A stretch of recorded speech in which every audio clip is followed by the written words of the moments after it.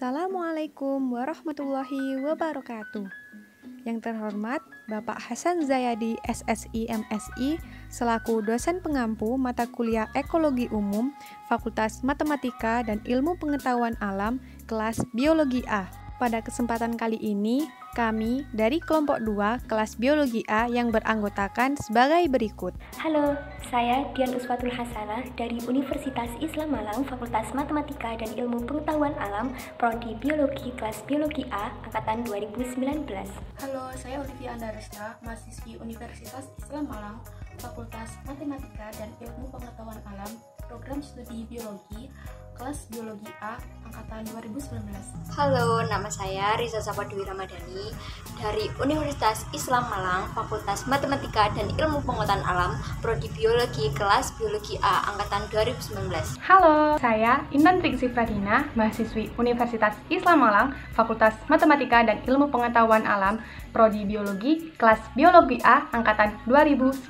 Assalamualaikum warahmatullahi wabarakatuh. Saya Bagus Sugiantoro, mahasiswa Universitas Islam Malang, Fakultas Matematika dan Ilmu Pengetahuan Alam, Prodi Biologi, kelas Biologi A, Angkatan 2019. Kami akan mempresentasikan hasil review jurnal yang berjudul Analisis Potensi Habitat dan Koridor Harimau Sumatera di Kawasan Hutan Lindung Bukit Batabuh, Kabupaten Kuantan, Singingi, Provinsi Riau, yang ditulis oleh Oki Hadian Hadadi, Hartono, dan Eko Haryono. Jurnal ini diterbitkan oleh Majalah Geografi Indonesia volume 29 nomor 1 bulan Maret tahun 2015 halaman 40-50. Jurnal ini diterbitkan pada tahun 2015. Keanekaragaman hayati di Pulau Sumatera terancam oleh tingkat deforestasi yang sangat tinggi, mengakibatkan berkurangnya habitat flora dan fauna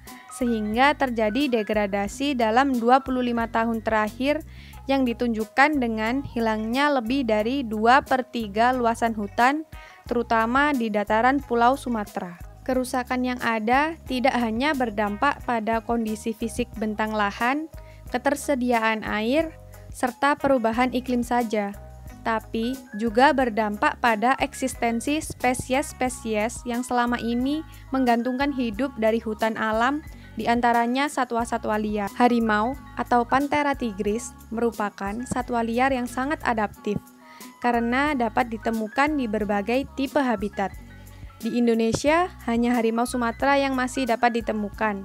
Setelah punahnya harimau Bali atau Panthera tigris balika dan harimau Jawa atau Panthera tigris sondaica pada sekitar tahun 1930-an dan 1970-an.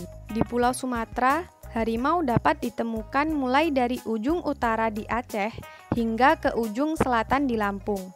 Namun setidaknya sejak tahun 1985 dan mulai maraknya kegiatan alih fungsi hutan menjadi peruntukan lain seperti perkebunan dan hutan tanaman industri menyebabkan penyempitan luasan hutan alam secara signifikan dan terfragmentasi sehingga sangat mempengaruhi habitat harimau dan juga spesies-spesies lainnya. Tujuan dari kegiatan penelitian ini adalah yang pertama, mengkaji ekosistem bentang lahan yang terkait dengan habitat harimau Sumatera dan mengkaji dinamika penutup lahan dan bentang lahan tersebut. Yang kedua, mengestimasi potensi habitat harimau Sumatera dan mengkaji tekanan yang dialaminya berdasarkan parameter-parameter yang mempengaruhi habitat spesies tersebut. Dan yang ketiga, membuat rekomendasi lokasi paling sesuai untuk pembangunan koridor habitat sebagai bagian dari strategi pengelolaan di kawasan yang merupakan habitat harimau Sumatera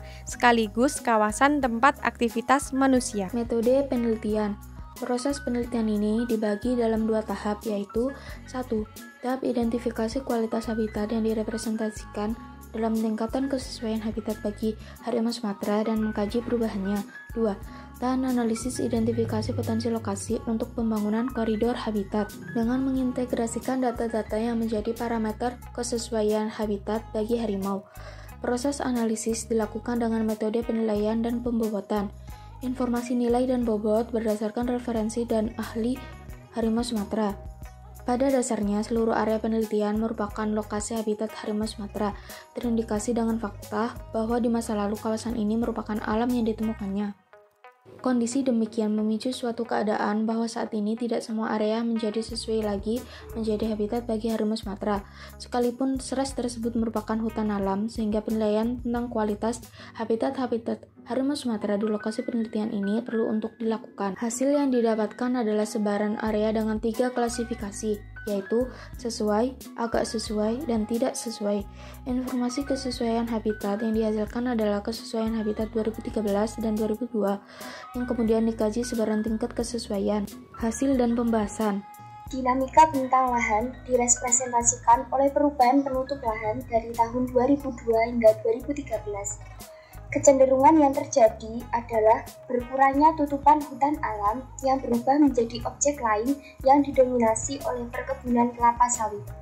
Ancaman lain bagi kelestarian hutan alam di Bukit Batabu ini adalah tentang keberadaan jalan lintas yang membelah kawasan ini menjadi blok barat dan blok timur. Setidaknya setelah tahun 1994, kondisi di sekitar jalan tersebut mulai mengalami perubahan tutupan lahan. Analisis kesesuaian habitat yang menghasilkan informasi sebaran area yang sesuai, agak sesuai, dan tidak sesuai untuk habitat harimau Sumatera. Jaringan sungai, kemiringan lereng, kawasan tambang, bentuk lahan. Pada tahun 2013, 33,21% merupakan area yang sesuai untuk habitat.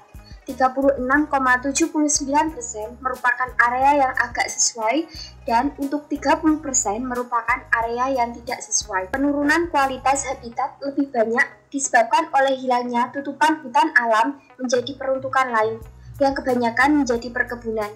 Berdasarkan analisis, area yang merupakan hutan alam pada tahun 2002 seluas 5.569 hektar berubah menjadi lahan terbuka karena land clearing. 7.564 hektar menjadi semak bukar atau area yang siap untuk ditanami, dan 3.107 hektar merupakan area untuk menjadikan tanaman sawit muda. Lokasi perubahan ini banyak terjadi pada blok timur atau area di sebelah timur jalan lintas yang membelah hutan Bukit Batabu.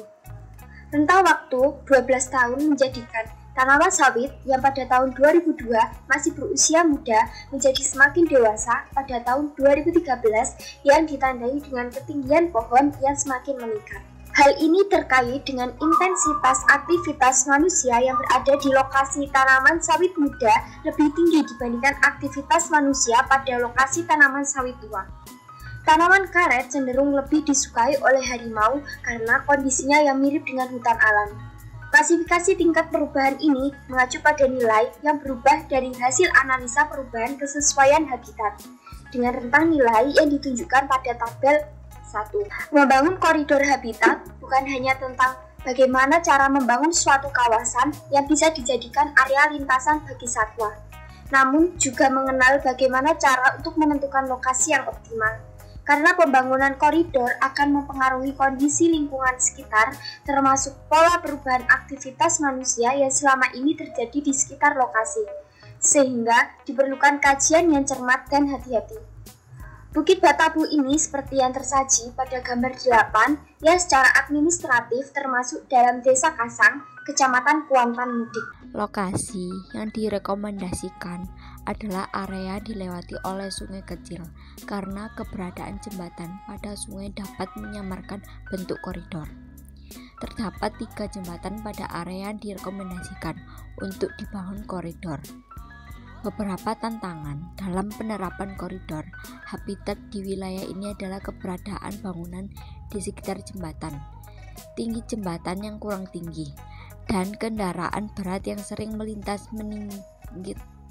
Daerah ini dan sekitarnya banyak didominasi oleh perkebunan dan hutan tanaman industri.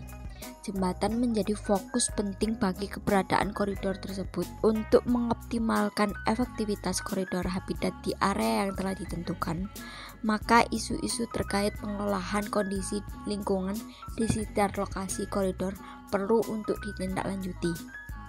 Untuk mengantisipasi kecelakaan dan keamanan dari satwa penghuni kawasan lingkungan Bukit Batabu, terutama di sekitar jalan lintas, maka pengguna jalan harus menyadari keberadaan mereka. Stop perambahan hutan. Di bagian utara blok timur dari area penelitian terdapat pembukaan lahan yang luas. Apabila area tersebut merupakan bagian dari konsesi suatu perusahaan, maka perlu dipastikan bahwa dampak negatif dari pembukaan lahan tersebut dapat ditekan maksimal mungkin. Jika lahan tersebut akan ditanami oleh tanaman kelapa sawit, maka penurunan kualitas habitat akan terjadi di area tersebut karena keberadaan tanaman sawit akan melibatkan kehadiran manusia sebagai pengelola. Peningkatan kapasitas masyarakat. Objek pembangunan adalah masyarakat, karena masyarakat sebagai pihak yang akan menikmati hasil yang dicapai dan dari pembangunan. Namun masyarakat juga harus menjadi pihak yang dilibatkan dalam kegiatan pembangunan. Pengelolaan lahan selalu berkaitan dengan masyarakat. Karena di Indonesia ketergantungan masyarakat terhadap lahan masih sangat tinggi sebagai sumber penghidupan.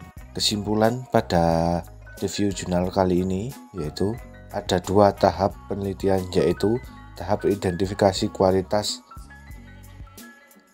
habitat dan tahap analisis identifikasi potensi lokasi. Berdasarkan proses analisis dilakukan dengan metode penilaian dan pembobotan informasi nilai dan bobot berdasarkan referensi dari ahli harimau Sumatera. Di masa lalu kawasan ini merupakan kawasan hutan alam dengan ditemukannya berbagai bukti-bukti keberadaan spesies tersebut. Seiring perkembangan waktu di mana populasi dan aktivitas manusia terus meningkat, maka tekanan terhadap keberlangsungan habitat tersebut semakin besar yang dampaknya adalah semakin sempitnya habitat tersebut. Oleh karena itu, perubahan penutupan lahan dari tahun 2002 hingga 2013 menyebabkan kurangnya hutan alam yang berubah menjadi objek lain dan didominasi oleh perkebunan kelapa sawit. Penurunan kualitas habitat lebih banyak disebabkan oleh hilangnya tutupan hutan alam menjadi peruntukan lain, yang kebanyakan menjadi perkebunan. Tanaman karet cenderung lebih disukai oleh harimau karena kondisinya yang mirip dengan hutan alam. Membangun koridor habitat bukan hanya tentang bagaimana membangun suatu kawasan yang bisa dijadikan area lintasan bagi satwa, namun juga mengenai cara menentukan lokasi yang optimal. Untuk mengoptimalkan efektivitas koridor habitat di area yang telah ditentukan, maka isu-isu terkait pengelolaan kondisi lingkungan di sekitar lokasi koridor perlu untuk ditindaklanjuti. Konsep koridor habitat yang dikaji dalam penelitian ini dapat terwujud dengan baik apabila didukung oleh pengawasan yang baik dan lebih optimal, stop perambatan hutan, serta peningkatan kapasitas kepada masyarakat. Sekian presentasi dari kelompok kami. Terima kasih atas perhatiannya. Kurang lebihnya mohon maaf. Wassalamualaikum warahmatullahi wabarakatuh.